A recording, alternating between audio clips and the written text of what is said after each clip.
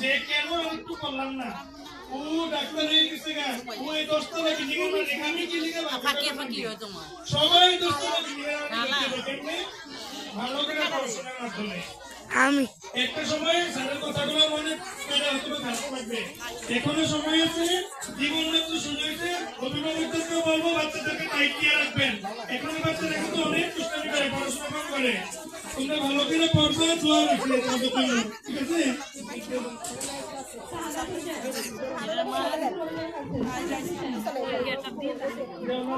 অনুপস্থিত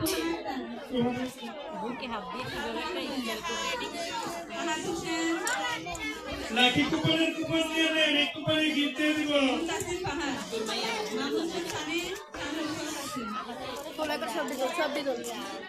ভিডিও বেড়ে হবে উমা কি বলে এটা আসল